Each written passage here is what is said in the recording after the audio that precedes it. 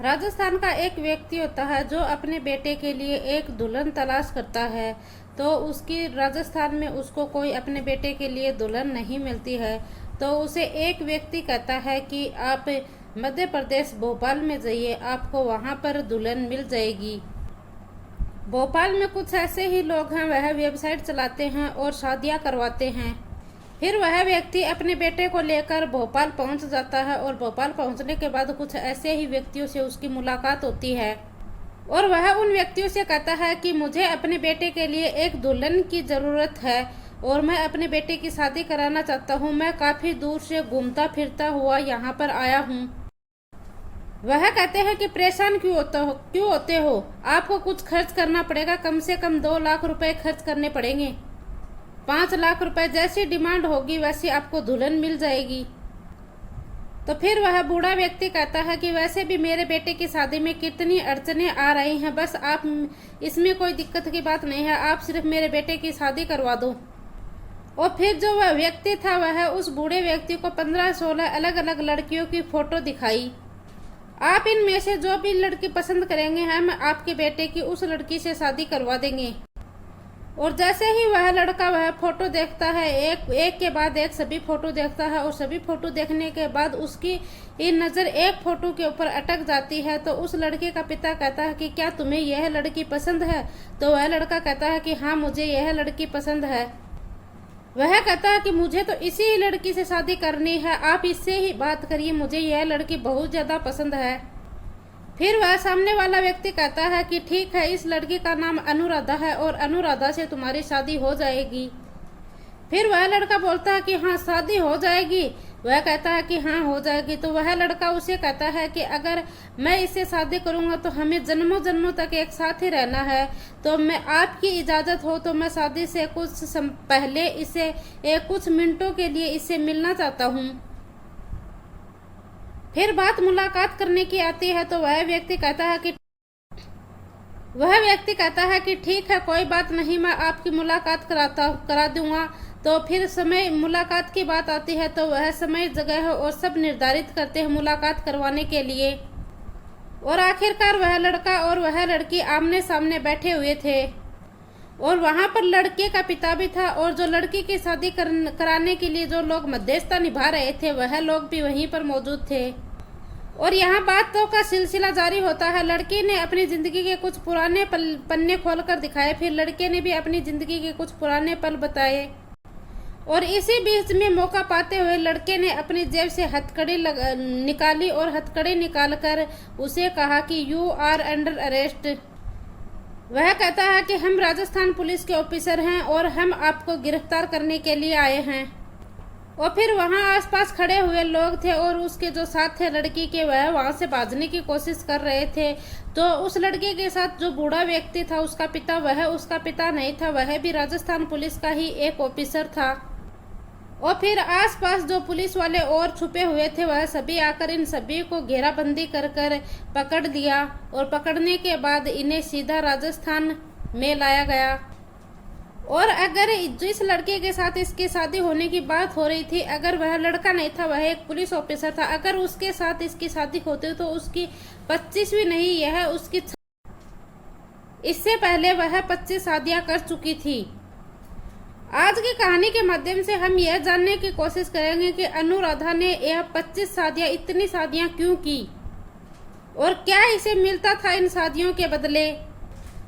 नमस्कार, राधे राधे, जय श्री कृष्णा। मैं पूजा आज जो आपको सच्ची घटना सुनाने जा रहे हैं यह है राजस्थान प्रदेश के सवाई माधोपुर की। वहां का एक थाना लगता है माउंट आबू। दरअसल बात कर रहे हैं 3 मई की सुबह की। वहां की एक कॉलोनी है INT। वहां का निवासी होता है जिसका नाम होता है विष्णु शर्मा। इसके पिता का नाम बनवारी लाल शर्मा होता है। यह माउंट आबू थाने में पहुंच जाता है। यह वहां थाने में जाकर खड़ा होकर रो रहा था और किसी ने इसे पूछा कि भाई तुम आखिरकार क्यों रो रहे हो। और वह पुलिस वाले से कहता है कि साहब, मेरी अभी कुछ दिन पहले तो शादी हुई है और मेरी पत्नी पता नहीं कहाँ चली गई है और कहाँ गायब हो गई है और प्लीज़ आप मुझे उसे ढूंढ दीजिए।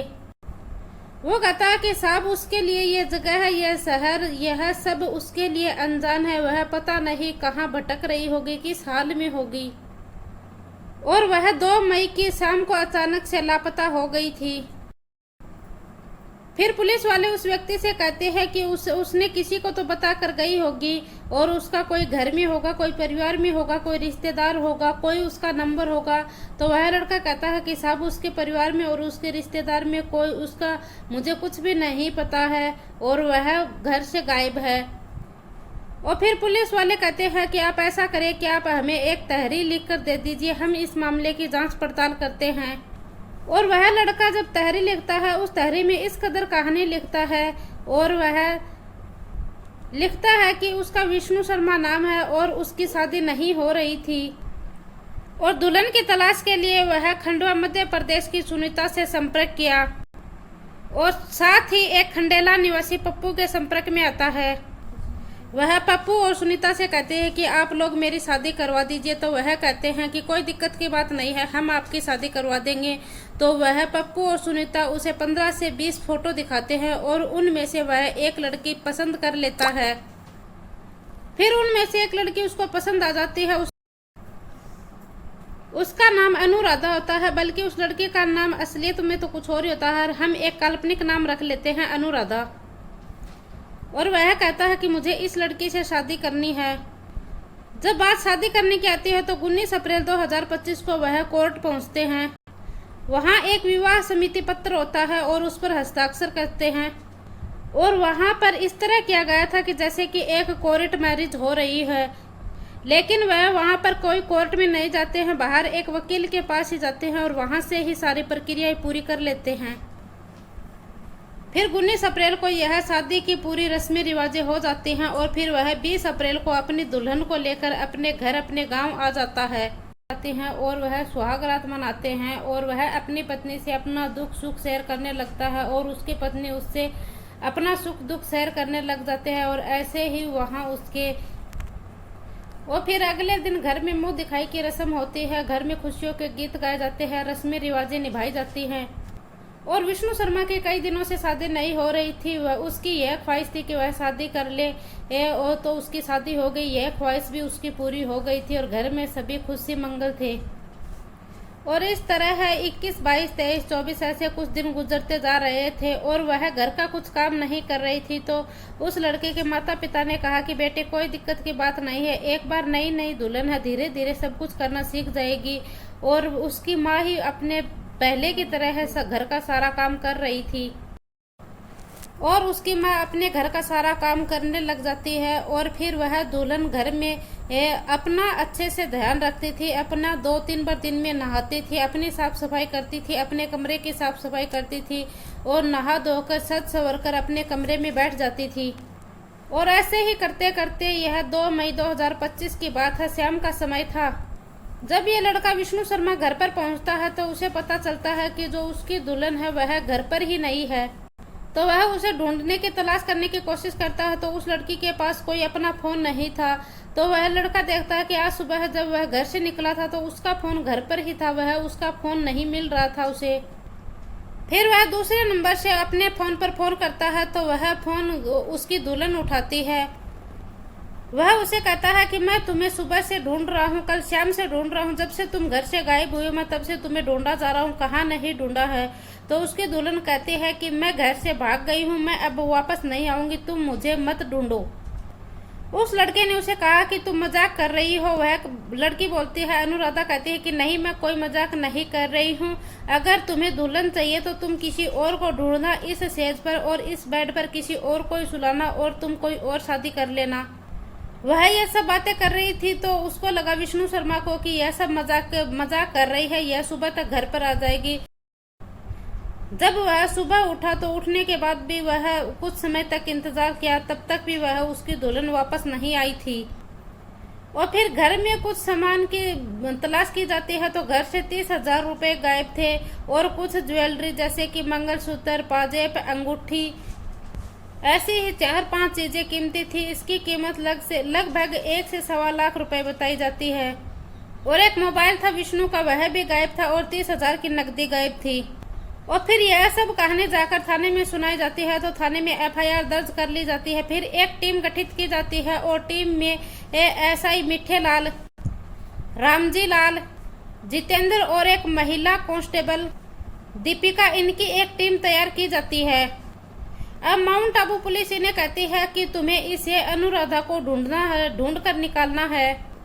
और दुल्हन का जो एड्रेस विष्णु शर्मा को बताया था वह एड्रेस तो बिल्कुल फर्जी पाए जाते हैं।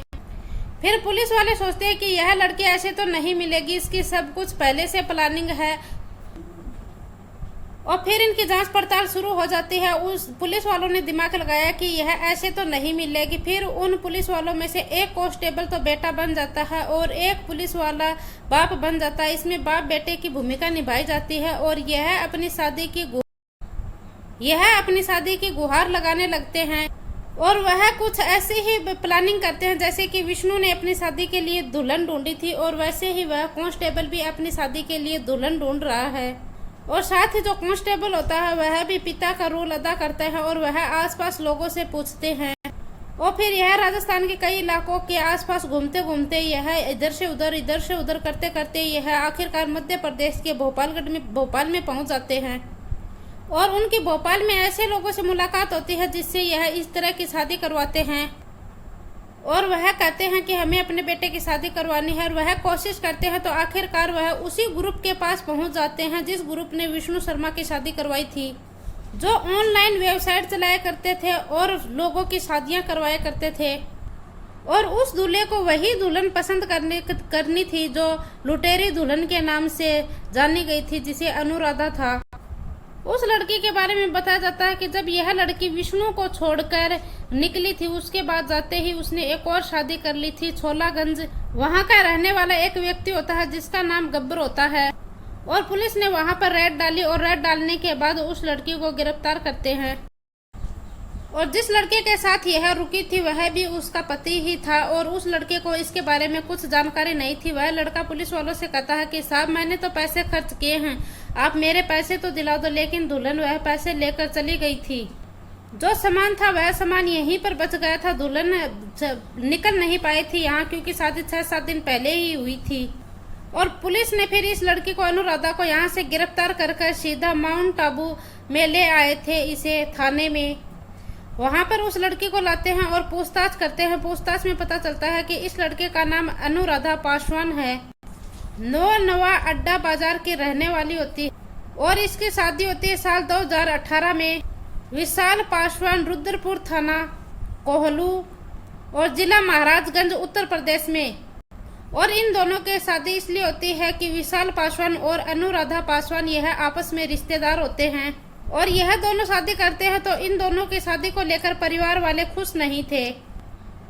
और शादी होने के बाद में वह रहते तो गांव में है। 2021 तक वह गांव में रहते थे। उनको एक बेटा और एक बेटी थी।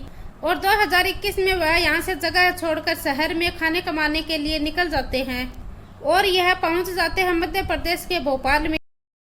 और भोपाल में ही एक जगह लगती है छोला, और जिला महागंज लगता है। और इसमें पति और पत्नी में दोनों में आपस में विवाद रहने लग जाता है। और फिर यह पति पत्नी अलग रहने शुरू कर देते हैं। फिर जो यह लड़की है अनुराधा, यह कुछ लोगों के संपर्क में आती है, जिसमें एक होती है रोशनी, सुनीता, रघुवीर, भूप सिंह यादव, गोलू, ऐसे लोग होते हैं। और यह लोग कुछ ऐसे लोगों के संपर्क में रहते थे जो गरीब लोग, मजबूर लोग होते थे, जिनकी शादियां नहीं होती थी, उनकी यह शादियां करवाते थे। और वाकई में ही इन लोगों ने वह एक कीमत तय कर रखी थी। वह कीमत 2 लाख रुपए भी होती थी, 3 भी होती थी, 5 लाख रुपए भी होती थी। जैसी दुल्हन होती थी यह वैसे ही उनसे पैसे हटते थे। और दुल्हन की भी एक रकम तय थी कि वह जहाँ जिस घर में जाएगी उस घर से जितना जल्दी हो सकेगी उतना जल्दी निकलेगी, उसे 50,000 रुपए दे दिए जाएंगे। और अनुराधा इसी तरह से काम करना शुरू कर देती है इस गिरोह के साथ ही। और कुछ ही महीनों में अनुराधा ने 25 लड़कों के साथ शादी की। और जब इसकी पुलिस वाले के साथ शादी हो जाती तो इसकी 26वीं शादी होती। और यह जो 25 लड़के थे उनके सभी के साथ यह सुहाग रात बनाई। किसी के साथ 5 दिन, किसी के साथ 10 दिन, किसी के साथ 6 दिन। इसे जब भी मौका मिलता था यह उनके घर से फरार हो जाती और वहां से भाग जाती। और कई घरों में ऐसा था कि यह उन घर वालों को ऐसा लगता था कि यह दुल्हन भागेगी तो वह घर वाले घेराबंदी कर लेते थे। तो वह अपने साथियों को फोन करती थी। जब वह उन्हें लेने आते थे तो कई बार जो रकम दी थी वह उन्हें वापस देनी पड़ती थी, क्योंकि उन्हें नया कस्टमर, नए व्यक्ति की तलाश करनी थी। इसीलिए वह इस दुल्हन को यहाँ से छुड़ा कर ले जाते थे और वह नए कस्टमर को फंसाते थे और उससे मोटे खासे पैसे हेरते थे और उसके घर से ज्वेलरी, पैसे और भी बहुत सी चीजें हाथ लगती थी उनको। और हालांकि इस विष्णु शर्मा ने हिम्मत दिखाई है, पुलिस थाने जाता है और राजस्थान पुलिस भी बड़ी ईमानदारी के साथ काम करती है और इस दुल्हन को गिरफ्तार कर लेती है। और यह सब कहानी सामने आती है। अगर उसकी उस सिपाही के साथ शादी होती तो यह 26वीं शादी बताई जाती है उसकी। यह 25वां नहीं, उसका 26वां दूल्हा होता और इससे पहले वह 25 शादी कर चुकी थी। दोस्तों, इस कहानी को, इस घटना को सुनाने का उद्देश्य किसी को दिल को ठेस पहुंचाना नहीं है, किसी को परेशान करना नहीं है, बल्कि आपको जागरूक करना है, सचेत करना है। ऐसी ही और वीडियो देखने के लिए हमारे चैनल को सब्सक्राइब करें। वीडियो पसंद आए तो वीडियो को लाइक करें। जय हिंद, जय भारत।